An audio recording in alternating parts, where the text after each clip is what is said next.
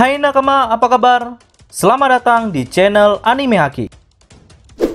Pada video kali ini kami akan mereview One Piece chapter 1092 yang tentunya akan memperlihatkan bagaimana Luffy mampu membangkitkan robot kuno. Oke, tanpa berlama-lama lagi, mari kita bahas bersama-sama.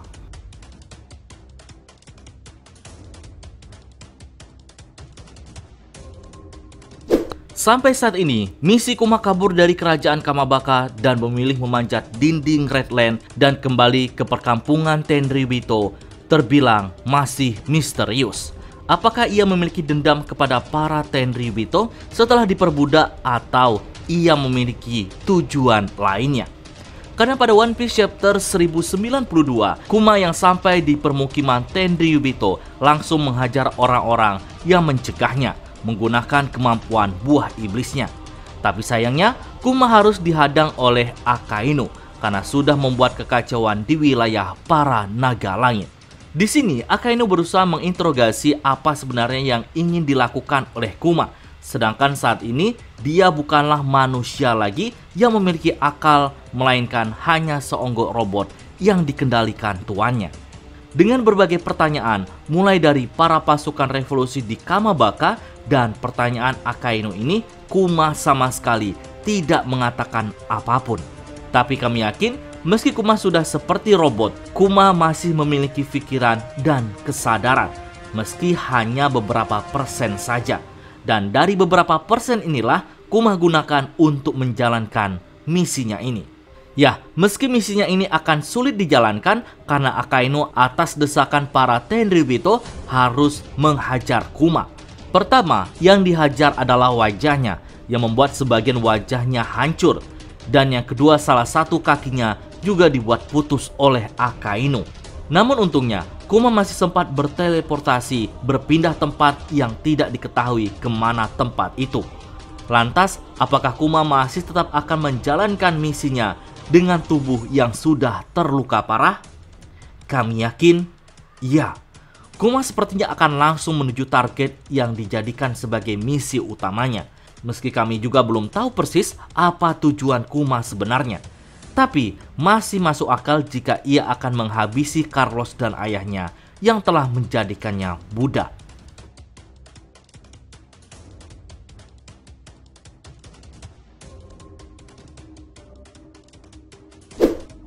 Setelah chip pengendali para pacifista Mark III sudah berada di tangan Kizaru dan memerintahkan mereka untuk menyerang balik para robot monster laut, ternyata rencana Kizaru ini terbukti pada One Piece chapter 1092 ini, yang mana para angkatan laut tidak mengalami banyaknya korban jiwa maupun kehilangan banyak kapal karena ulah dari monster laut. Para monster laut semuanya telah dilumpuhkan dan mereka semua tenggelam ke dasar laut. Kami yakin selanjutnya misi para pasifista Mark III adalah menyerang markas Vegapunk.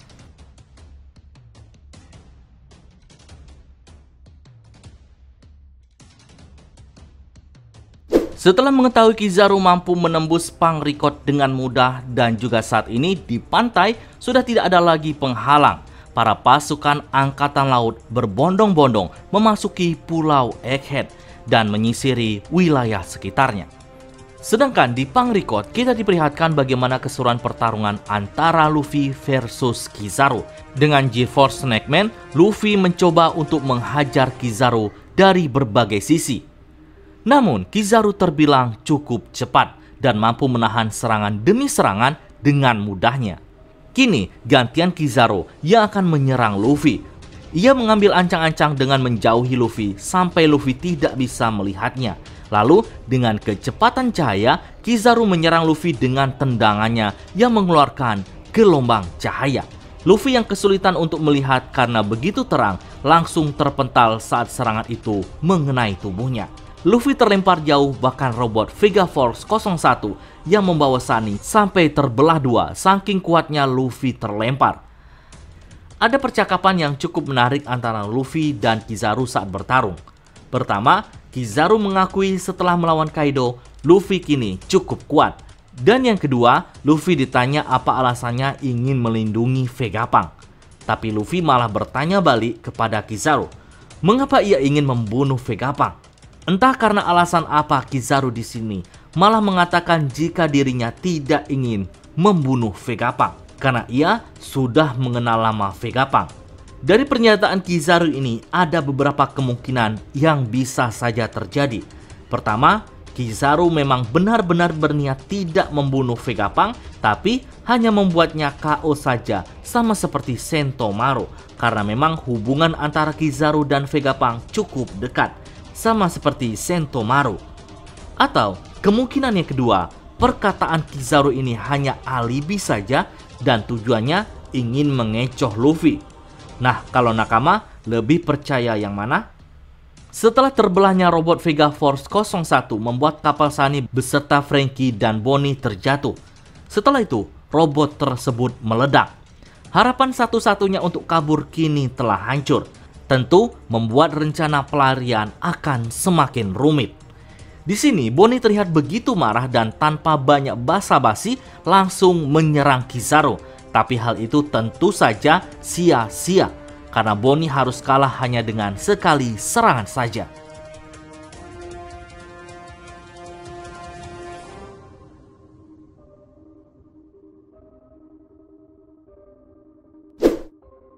Setelah Luffy kalah dengan kekuatan Snake Man-nya, maka Luffy pada akhirnya berubah ke dalam wujud Nika. Luffy membuat dirinya menjadi raksasa dan dari belakang saat Kizaru sudah di hadapan Vegapunk, Luffy langsung menangkapnya hanya menggunakan satu tangannya saja. Dari sini kami curiga jika Luffy akan kembali bermain-main dengan Kizaru sama halnya saat melawan Kaido dulu. Tapi di sini Luffy memiliki musuh yang berbeda, yang mana Kaido memiliki fisik yang begitu kuat, sedangkan Kizaru ini memang tidak memiliki fisik yang kuat, melainkan memiliki kecepatan. Namun, mau bagaimanapun, kami yakin Luffy mampu membuat Kizaru akan frustasi menghadapi Luffy, karena akan banyak hal-hal yang tidak masuk akal yang akan diperbuat oleh Luffy. Nah, di sisi lain, sesaat setelah Luffy berubah ke dalam wujud Nika, mata robot kuno tiba-tiba menyala yang menandakan ia aktif kembali.